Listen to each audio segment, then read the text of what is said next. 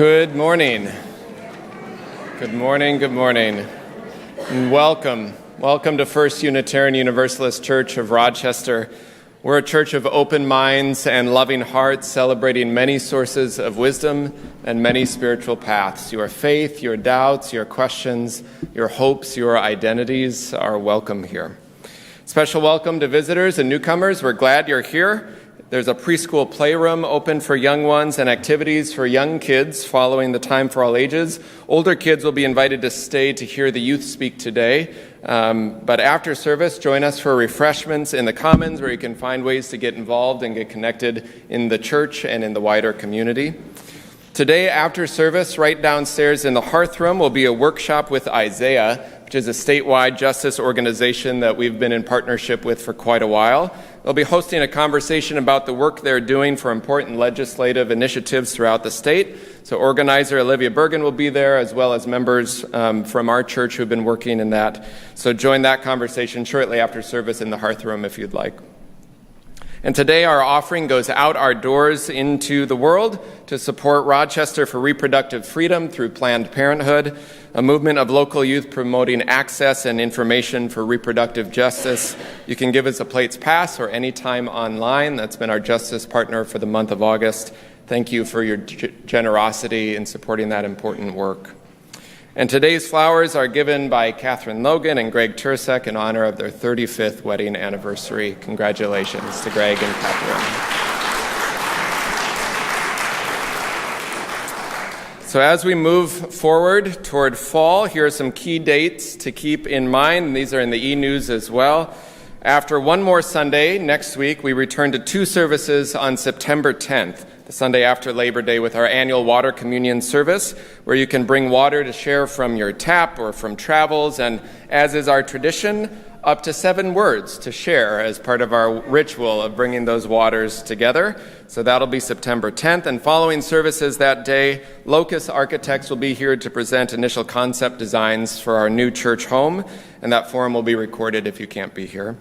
And then the following week, September 17th, we'll gather at the new location in the afternoon following morning services at 1:30 for a ceremony of dedication. A special thank you to the many volunteers who have been working at that location to prepare space and trails and more. Many hands and hearts and bodies have been working hard in that work to prepare a space. So join us on 17th.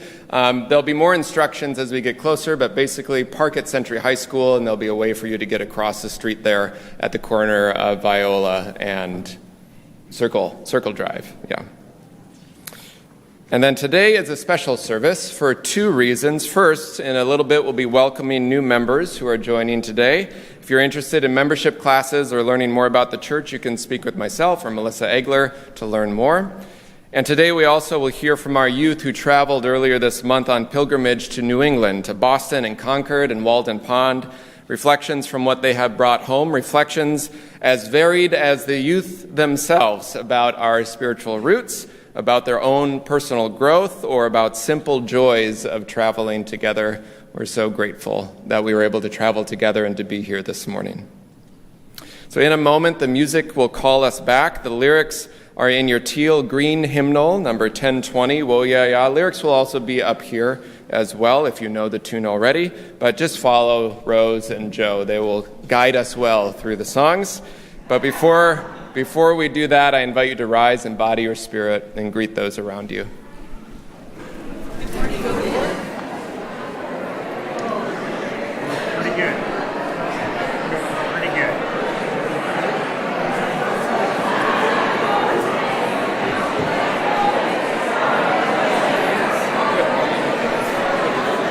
It will be hard, I know. The road might be rough. Muddy.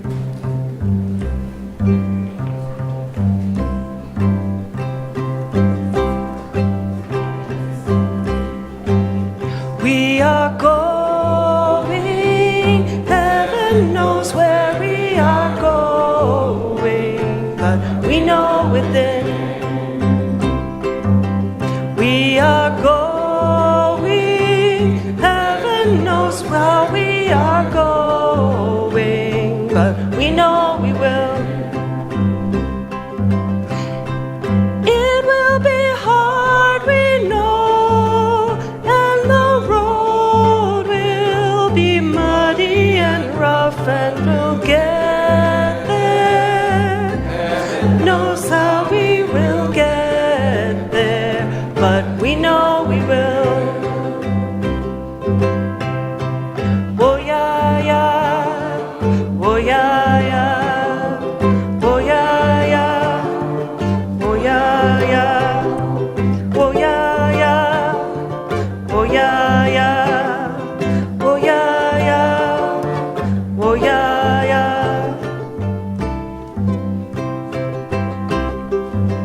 We are going, heaven knows where we are going, but we know within. But we'll get there, heaven knows how we will get there, but we know we will.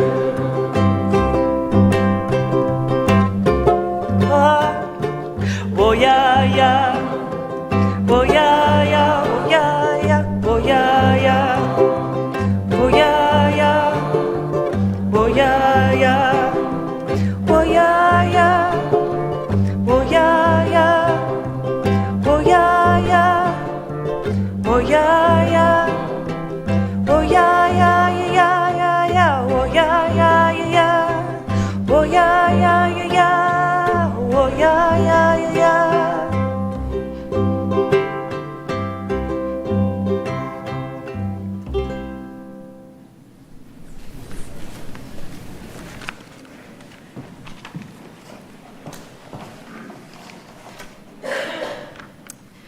As many of you know, my name's Christian, and I had the privilege of going on pilgrimage with the youth as their kind of bonus, fourth adult chaperone. Some of the youth were not really sure, are you coming as a youth or are you an adult? I'm an adult.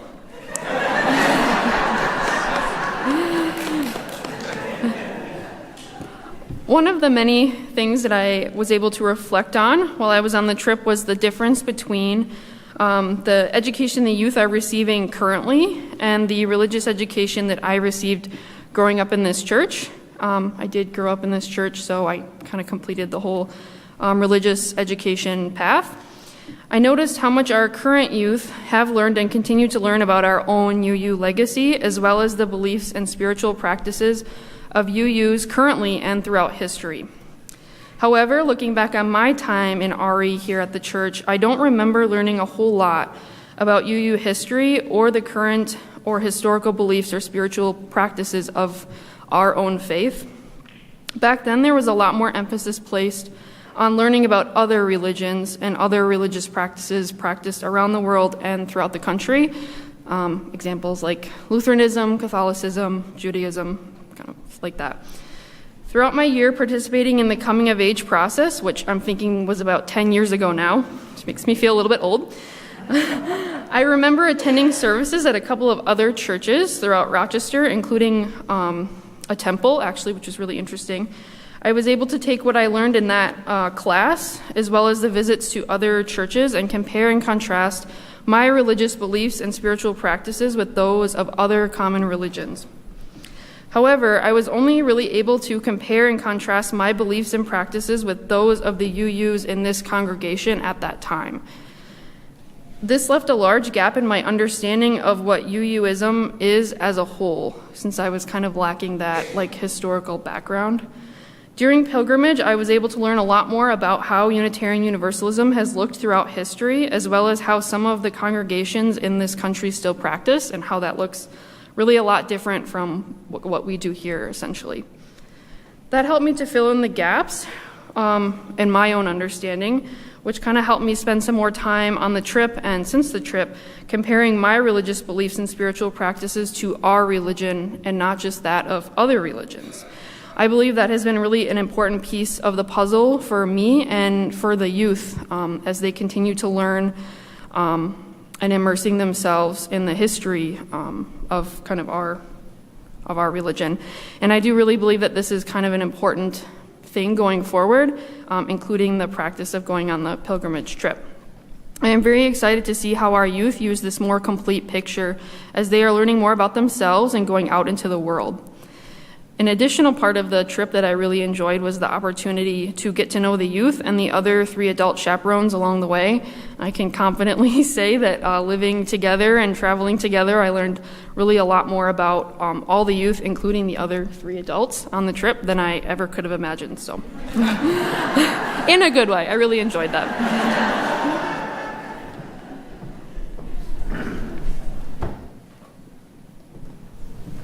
Thank you, Christian. So I want to invite those who are joining today, our new members who have gone through the classes, to come up and join us here on the chancel. When we welcome new members, it's a seemingly simple act of putting pen to paper, signing a name, and saying welcome. And yet, still something more powerful happens than that. It's a commitment of hearts to hearts. It's of joining a community, reconsecrating our commitment to our values of who we are, to our mission as a church, naming and honoring new souls among us in the larger family of all souls. So may this church be a home for your soul. And together in the nurturing of spiritual growth and in the practice of justice, we will make here a home for all souls. It is a great joy for me to engage with newcomers who are interested in learning about First UU and our community. I get the pleasure of hearing their stories of their spiritual journeys and sometimes their concerns about a religious home. It is something to be celebrated when they decide that this is their place, that we are their people. This is an exciting time of people finding this progressive, liberal community, and we welcome you wholeheartedly into our congregation and into the wider world of Unitarian Universalism.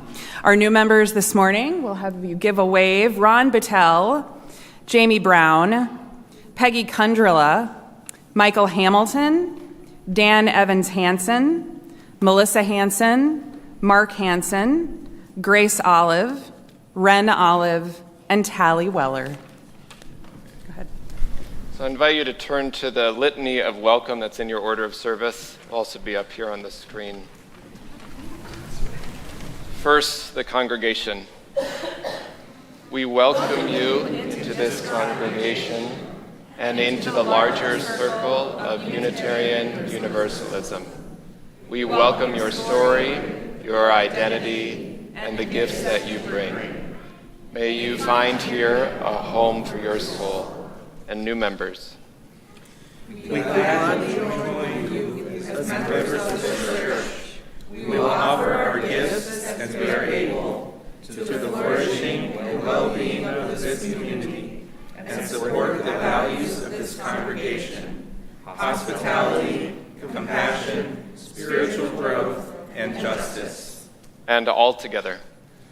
We covenant to travel together in this religious community. Here may we be affirmed for who we are and challenged to be our best selves. Here may we grow our souls, care for each other and the earth, nurture spiritual growth, practice justice, and together lead lives of meaning, service, and love. In just a moment, the congregation will sing a blessing to you as you sign our membership book. This membership book that holds the names of over 150 years of members who have joined this community before you. I invite you to notice the names that come before you, many of them here, but also folks in this room and beyond that may fill up those lines after you as well. Be mindful of those who are yet to come, that you are part of opening the doors to those who are still looking for and searching and will find this as their spiritual home too. So we bid you welcome as we sing hymn number 1. Lyrics will be up there as well. Prayer for this house as you sign the membership book.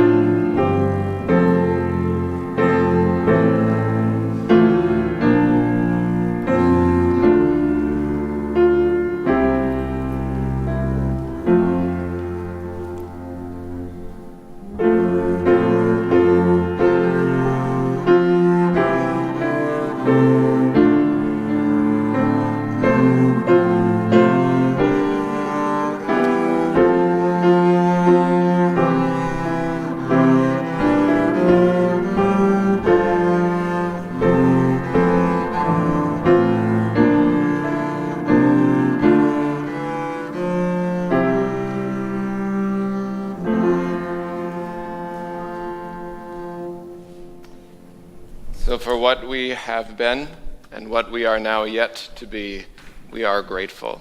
So as they return to their seats, we welcome them with joy.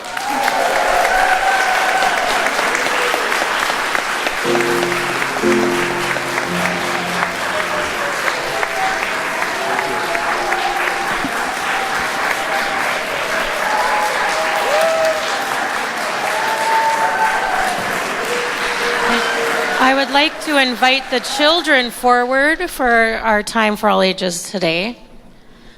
And if you were here last week, you might have had a little bit of a spoiler about what we're going to be talking about today. Because we were talking about school supplies, first of all. We decided nobody likes going back to school shopping, but everybody likes buying new school supplies. Yes. Okay. So one of the things that we readily use is a pencil. And we have one right here. And what we know about the pencil in the way that we use it today is that somebody very important that we refer to quite a lot and that we actually went to see their replica of their home on pilgrimage actually invented the pencil we use today.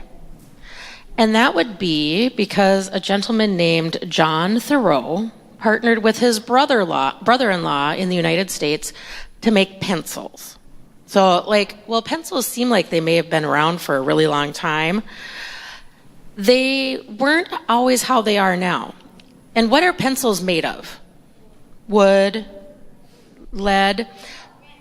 No, you're not granite, it's graphite. But yeah, you're very close. And it was never actually made out of lead. We just called it lead because when they discovered it, they didn't know what it was, and it looked like lead, and blah, blah, blah, blah. So, but what happened with the graphite is they tried to write with it, and then it would break. So what they did in Germany, and what a young man named Henry David Thoreau did, was study what the Germans and the French were doing to make pencils.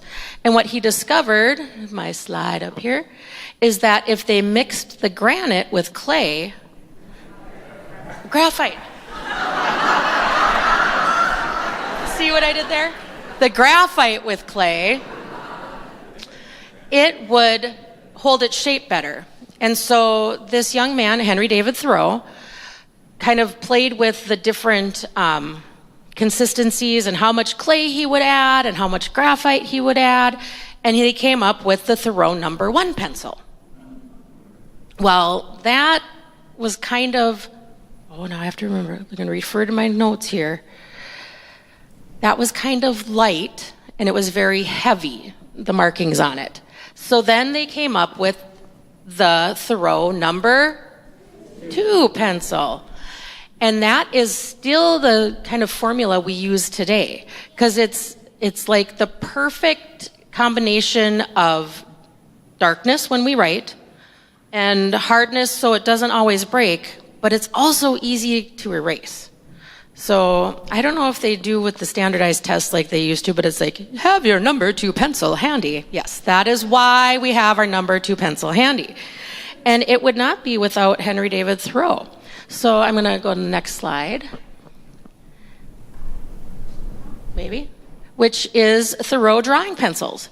And other countries use hardness scales with letters, but we have 1 through 4 because of Henry David Thoreau and 4 different kinds of pencils. Now there are 19 apparently. I know, that's a lot. And art teachers in New England would say you can only get Thoreau No. 2 pencils or Thoreau pencils in order to use in art class because they are the best that you can get. So while we talk about Thoreau as being somebody who, we know of civil disobedience, we know of him living in a small cabin in the woods, he also went to Harvard and was an engineer back in the day. And so there's things that we do and things that happened in our past that when you dig a little bit deeper past the surface of what we kind of learn, you learn some pretty amazing things. So what I'm going to do is I'm going to tell you a couple random facts about pencils before I leave that have nothing to do with Thoreau, because I found them really interesting in my deep dive about pencils this last week. Things you never thought you would do. One is they're yellow because of a marketing ploy in the 1800s, because yellow was a sign of like royalty, and the best graphite came from China. And so that's why they started painting the pencils yellow, and that's how it stuck. And the eraser. So Joseph Priestley, another name that comes up sometimes in UU history, actually discovered the rubber plant, which he called rubber because you rubbed the leaf of the plant to get the graphite out. But before they had the rubber eraser, they would use, anybody want to take a wild guess? Balls of bread. They'd take little balls of bread and roll them up, and they would use that to erase the graphite. It is, well, you wouldn't eat the bread then. It's just erasing. Well, but you're also, maybe needing a word to go away. So, it's a trade-off. You use what you have available. So on that note, I'm going to invite everyone, if they want to stay, but specifically kids, grades 3 and up, to stay and listen to our youth, our camp counselors, talk about their pilgrimage. And those of you who are second grade and lower or younger, if you'd like to meet me by the door while Joe and Rose play some music, I would meet you over there. So you have the choice, stay or go. But if you're going to go, I'll meet you right over there.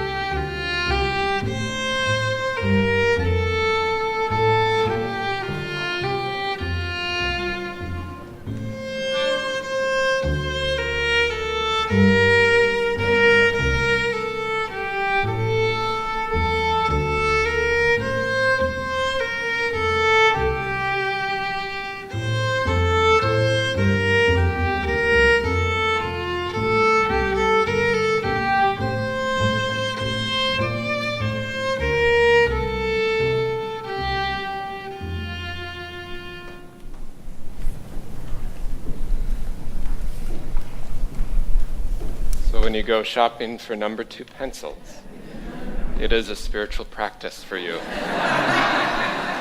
But you don't buy too much because of capitalism and other things. So it's always a balance. It's a balance. I invite you to take a deep breath, settle in. Breathe deep the breath of life. Sit deeply here in this community of love and grace, of hope and resilience.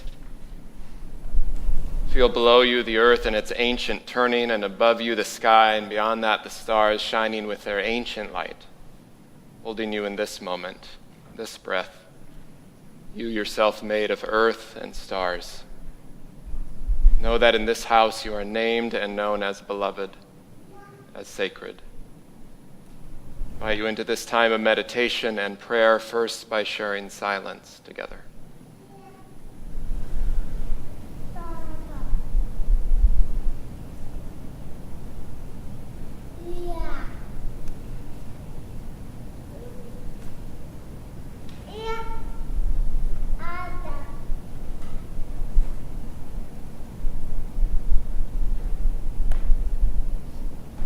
Spirit of life and source of love, God and Gaia of many names and beyond all naming.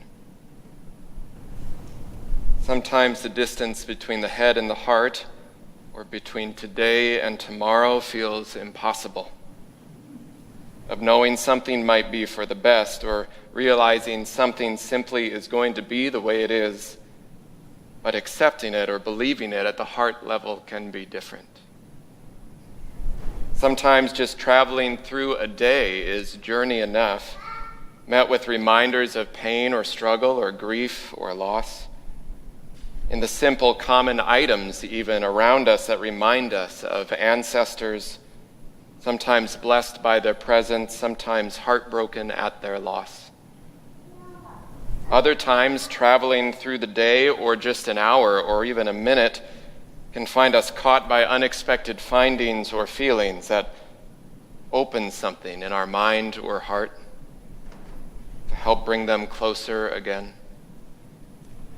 And perhaps that's what love is, filling in those spaces where the heart has broken open, not by eliminating grief or pain, but by creating a bit more room for tenderness, a little more space for compassion, for love. We hold in our hearts this day all those who suffer in mind, body, or spirit. I invite you to bring the names you're holding in your own heart this day in joy or sorrow, celebration or concern, and silently or aloud now in this time to speak their names.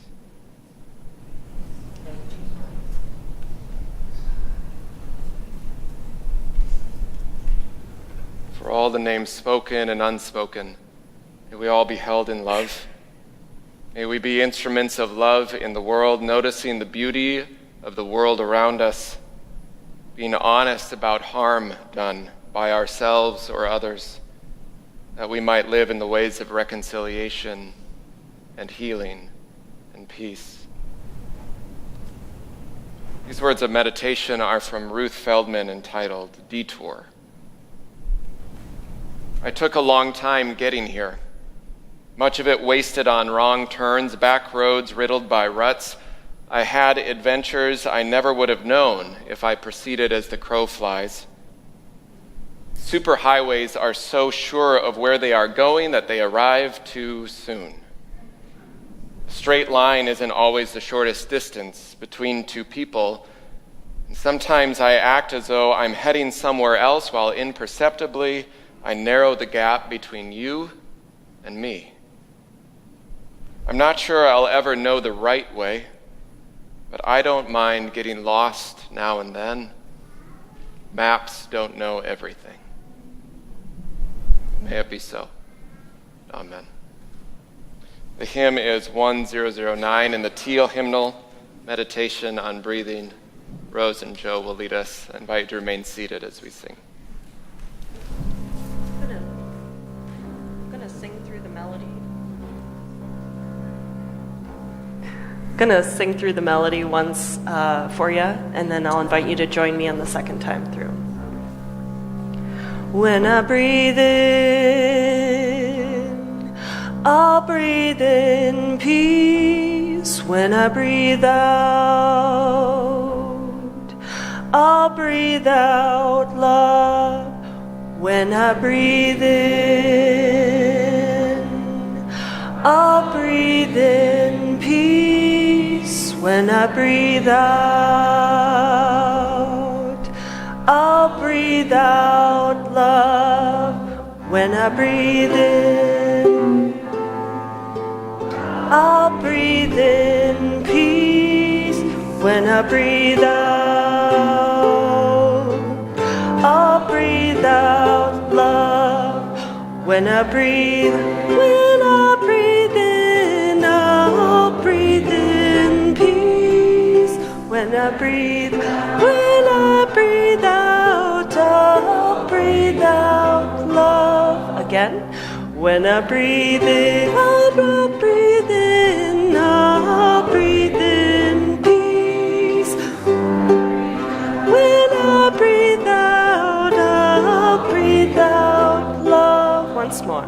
When I breathe in, I'll breathe in peace.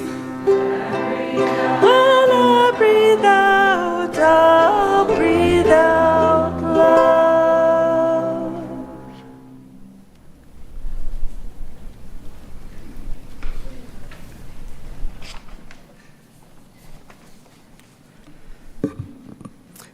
Perhaps you've experienced something like this.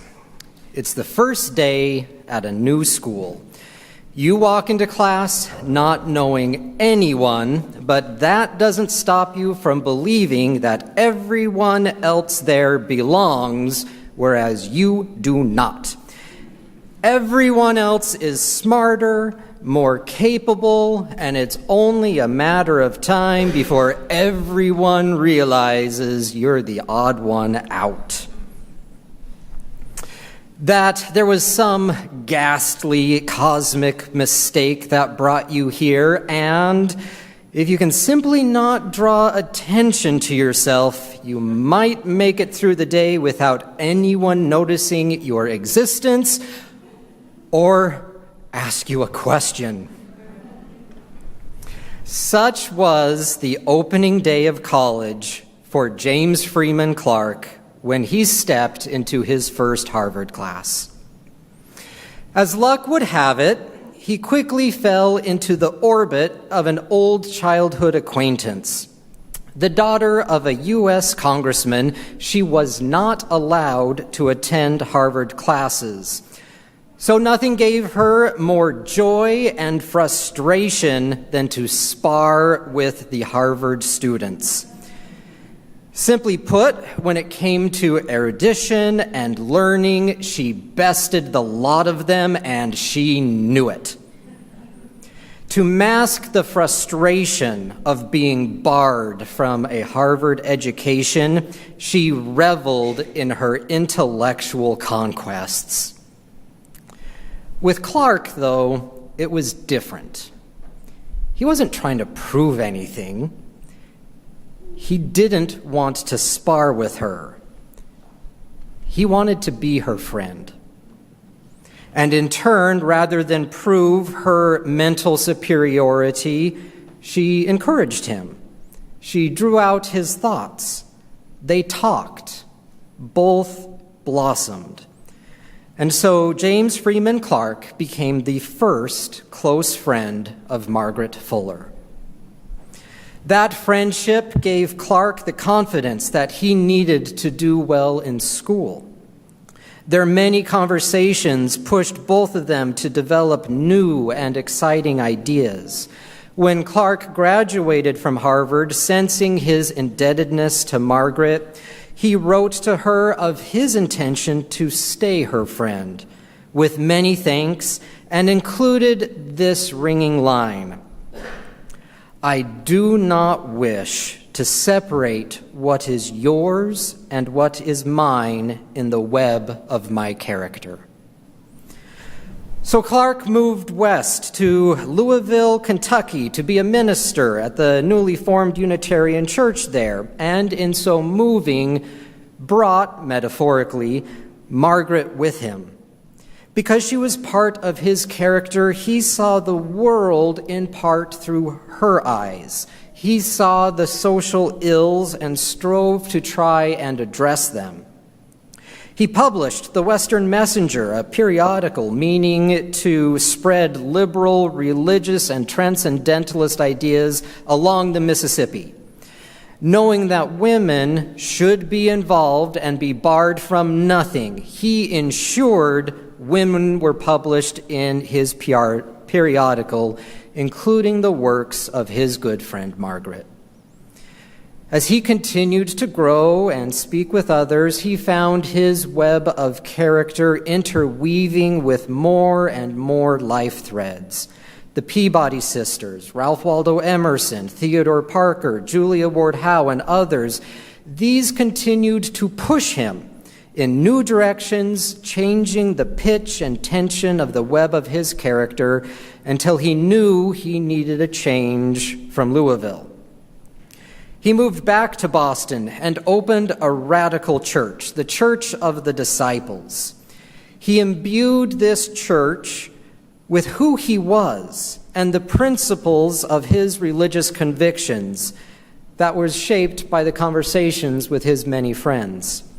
The principles that he founded the church on are as follows. 1, all seats are free. The support of the church would simply come in the form of free will pledges of any amount. 2, Every member was responsible for the spiritual welfare of the congregation, each serving the others to their own capacity. 3, and most shocking of all, congregational worship where the congregants, even women, gave readings, participated in prayers, chose hymns, gave reflections, and otherwise contributed to Sunday worship. Now, I'm not saying that the only reason our worship services look the way they do is because of the friendship of a shy and uncertain young man and a brilliant yet ostracized young woman. But I'm also not saying that. We'll be clear. I can say this, though. The love that facilitated the friendship of Fuller and Clark, that in turn pushed them to grow and develop and intertwine their characters until Clark knew that he had to radically reformulate communal worship, is still functioning. That love has never stopped operations. It continues to facilitate greater and more elaborate webs and ushers us into the web of interconnected being in profound ways. When the stories of ancestors are disclosed to us, they do more than entertain or enlighten. They shine a light on a part of the web that already holds us, because the web is always holding us. We are nexus points where our web of character is being woven into the interconnected web of all existence in subtle ways. When we act in the tradition, the stories allow us to see where we stand in the web and allow us to add our strands as well, weaving the tradition together. So when we as lay folk stand up to speak in church, to read a poem in front of the congregation, to reach out to a member of the religious body with concern and caring, and not simply having all that fall on the shoulders of the minister, we can see our place in the web of existence. It's right here, thick in a pattern of other lives who have done the same act, who have said that they would add their strand of their life to that tradition. But it's also right here, adjacent to the space where a scared college kid reached out and asked if a lonely person would be his friend. We will now gratefully receive the offering.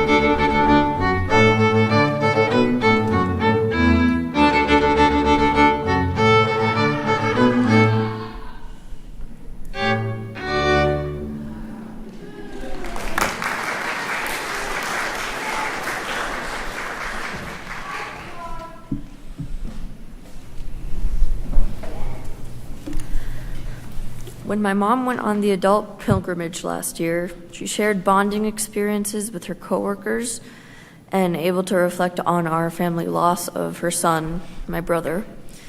I wanted the same takeaway, but I was overthinking it for a while. Once I took a step back and observed the nature around me, the people around me, I saw a lot of little things that helped me reflect. There were heart-shaped rocks that my brother would have picked up around Walden Pond. There was a fellow pilgrim, Sylvia,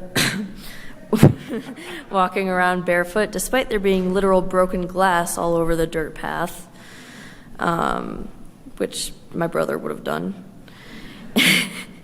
And even the drawings scattered all around May Alcott's bedroom in the orchard house, which was really different looking than any other room in the house. It was bare but full of creativity, just as his was, but with odd tools he invented that looked like they were straight out of a zombie apocalypse movie. I took all of these things, and I can say that I was able to experience mindfulness in a way I haven't before and gain more understanding of my brother.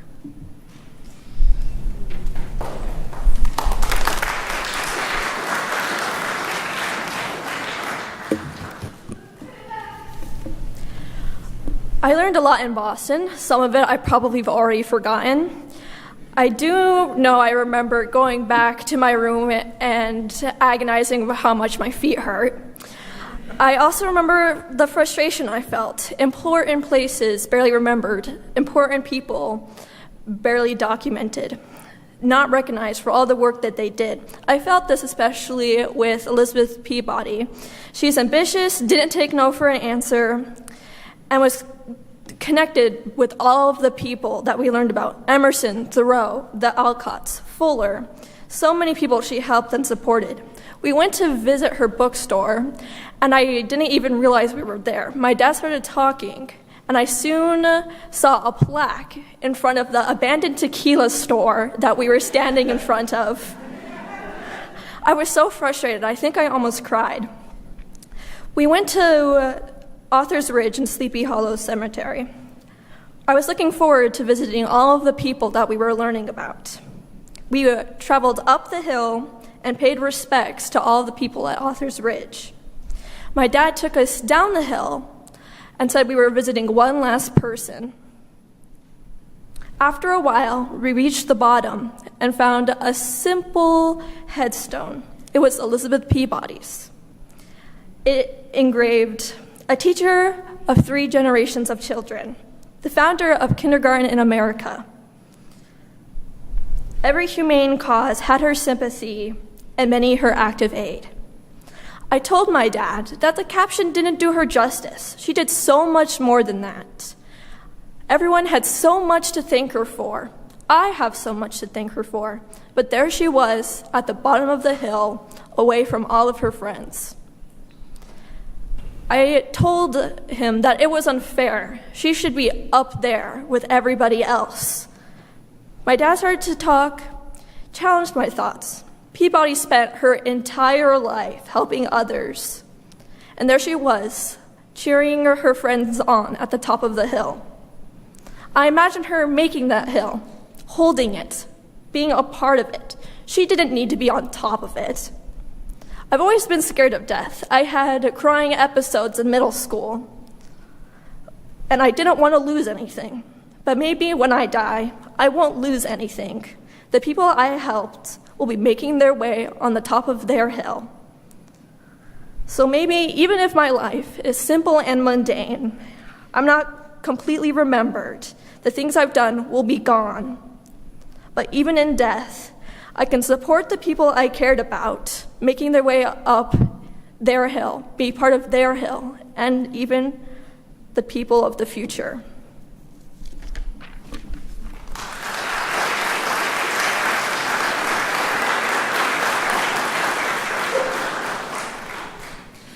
When I signed up to go on this pilgrimage, I had no expectations except for a lot of walking and buildings. My expectations were met. The amount of people, cars, sounds, smells, and buildings made me feel rushed. The day we went to Walden Pond, I was excited to go to the water. Water has always been a source of relaxation for me. It was needed by this time. I enjoyed walking around the pond, listening to the birds and the wind in the trees. When we broke into small groups and explored, we found a path that led us to the water. We took this quiet moment to dip our feet in the pond. This simple act of putting my feet in the water gave me a sense of calm. We played with the fish in the pond. As I watched the fish darting about my feet, I recalled the times when my uncle and I would go fishing. It was nice to feel a connection with him. When our time was up at the pond, I was refreshed and rejuvenated by the water and ready for our next adventure.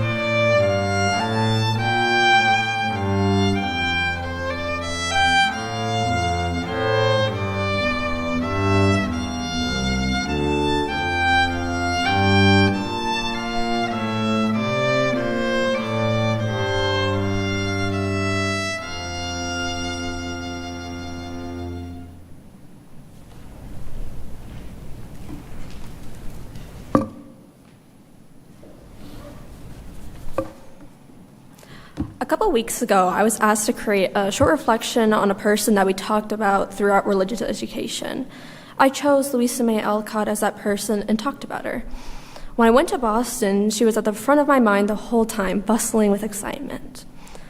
On the second day of our pilgrimage, we visited Concord, Massachusetts. I was very excited to run around the town, seeing all the sights, and sighing to myself, wishing I could live there until I looked at the cost. The first place we visited was the old man's house. The tour guide showed us around the house, but my attention froze as I saw a piano. My skills are very limited as I only took lessons in middle school briefly, but I was still excited to see a really older piano.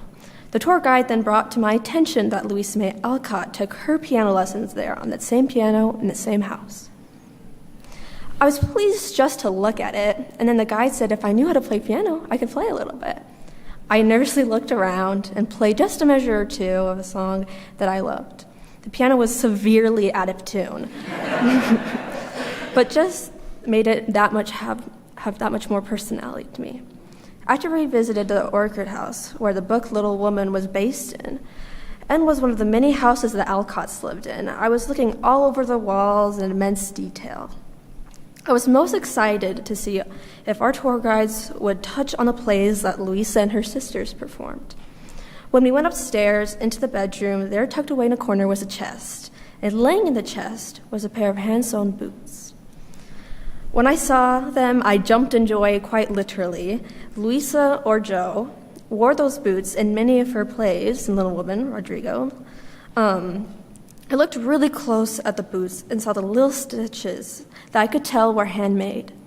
When we left to go downstairs, I made sure to follow the footsteps that Louise would have taken to run down to deliver her next act after her costume change. Between the piano and the house, I was super excited and yet very connected.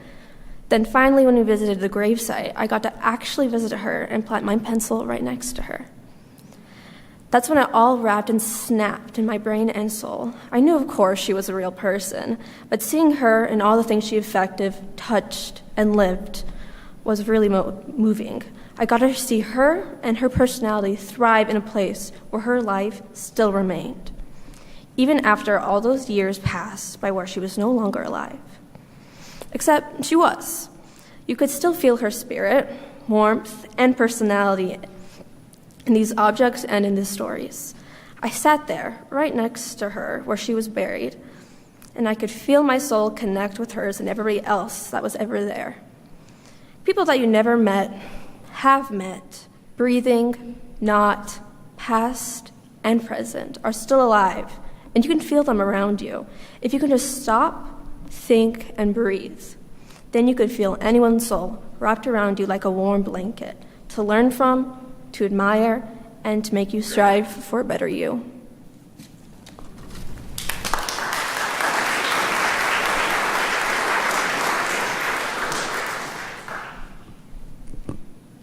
I grew up in UU churches, whether that be in Minneapolis or all the way in Maryland.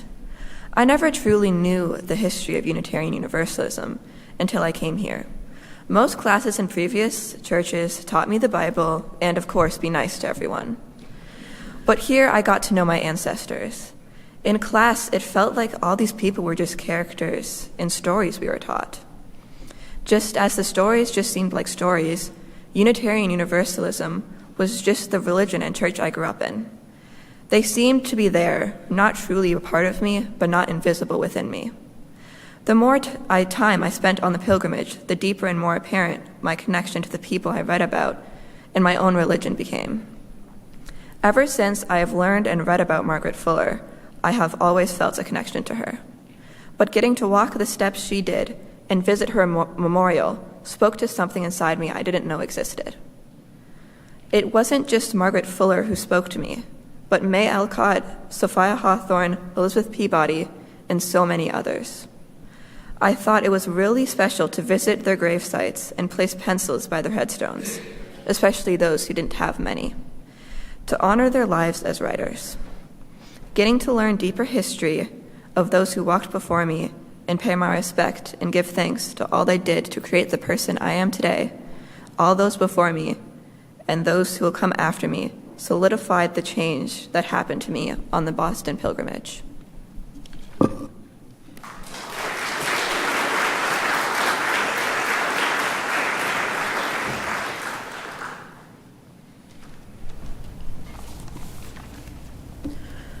I didn't even want to go on this trip.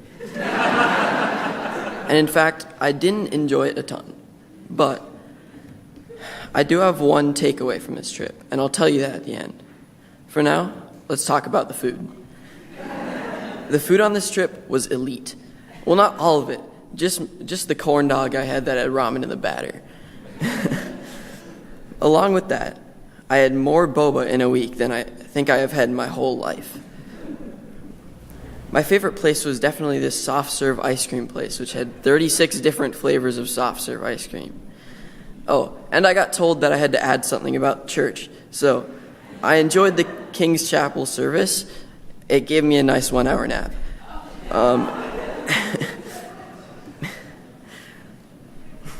And if this trip gave me one thing I need to learn, it's not about the journey or the people. It's about the food you eat along the way.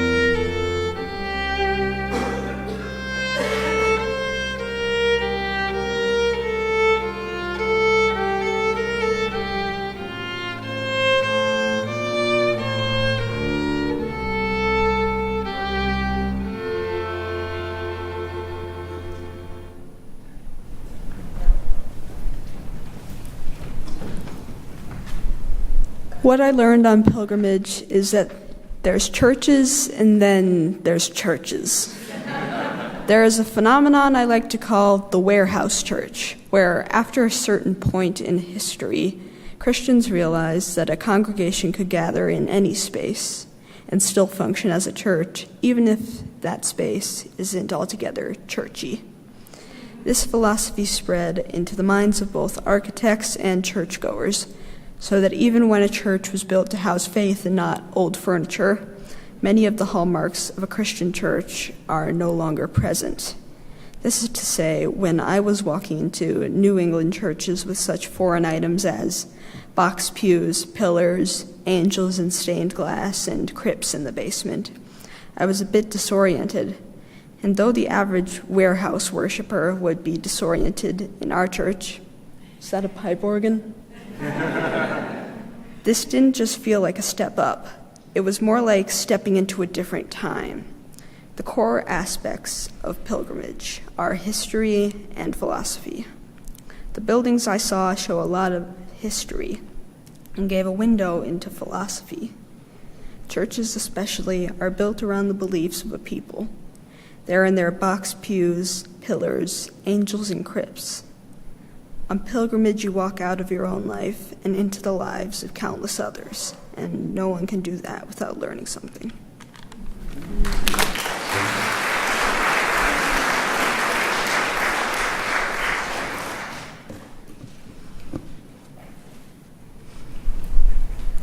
My goal when approaching this pilgrimage was to see Boston and experience another big city atmosphere.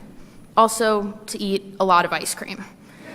That is what I got out of this trip for the most part, an appreciation for the area and its history, often contrasting Boston to other places that I've been to and the city that we live in right now. Even though we did some non-traditional touristy things, and I appreciated certain aspects of every church, cemetery, and random house that we went to. But a Red Sox game would have also been fun. While the distractions and other fixations the city had to offer flitted in and out, my mind was rarely empty. Whether I was talking to my brother or anyone else on the trip who would listen, I was always thinking and most often talking about something, while being minorly focused and observing my surroundings while mentally singing whatever song entered my mind. However, when walking around Walden Pond, my mom challenged me and my brother to be silent for 5 minutes. So, during the longest 5 minutes of my life, I focused as we walked around the pond, being present and remaining in the moment, minus the One Direction songs running through my mind. This seems pretty insignificant, but when paired with the teachings of Abby Morton, it quickly converged to become my biggest takeaway. Morton taught at a transcendentalist commune, and we learned that her overarching message to her students was to pay attention. Those two simple words were nothing new to me, as I have historically been a pretty observant person, often noticing the details of my surroundings and the shifts in demeanor of those around me. However, the words were quickly reframed in order to reflect the influence of our modern society, and they captured my attention even more. In the age of social media, we are often sucked in to become less aware, more enthralled with ourselves, and caught up in the superficial ideas of the internet and subsequently capitalism, distracting from our surroundings and depleting our alertness to everything happening around us, obstructing us from appreciating it and telling about it. Although these are not the exact words, they were my takeaways and rememberings from an analysis by Derek and a reading by Luke. Concepts that stuck with me on the trip and when I got home. Remaining in the moment and not allowing yourself to be caught up in trivial, irrelevant moments is an essential part of life. Appreciating experience for what it is and being content with the life you lead, and more importantly, the moment that you currently have. As fun as it is to daydream, look at all the miraculous things a city has to offer and wonder when you get to have ice cream again. Paying attention to your surroundings and looking beyond one's own self-interests will instead cement the present into one's memory, revealing an astonishment at what is naturally occurring around each and every one of us.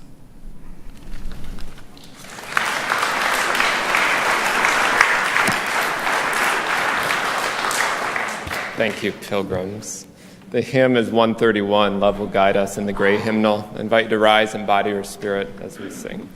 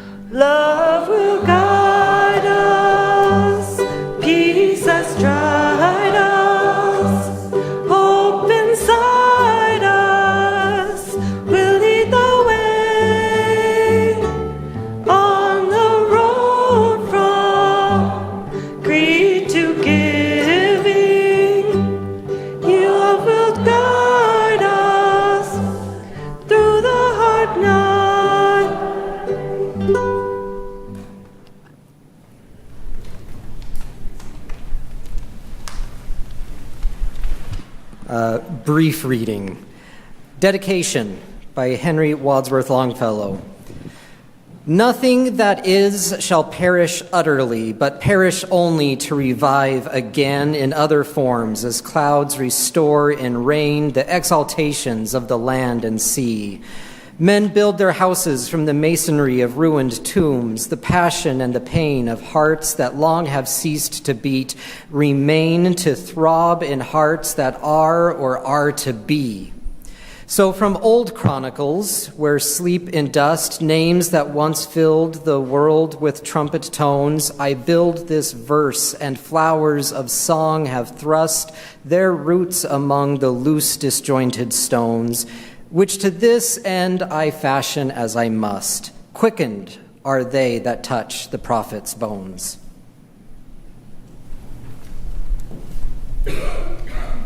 So as we gathered on pilgrimage at cemeteries and near ancestors, we would sit on the ground, and we would be next to the headstones. So I invite you for our benediction to stay seated and feel and imagine the earth beneath you and the ancestors in this space and beyond. T.S. Eliot wrote, "We shall not cease from exploration, and at the end of all our exploring will be to arrive where we started and to know the place for the first time." So take a deep breath, and as you're comfortable, place a hand on your heart or toward the sky or toward the earth in gratitude. Go yonder, and gather the people. Give them not hell, but courage and hope. Give them something of the love you have found here, and tell all the people that love is our home. Amen.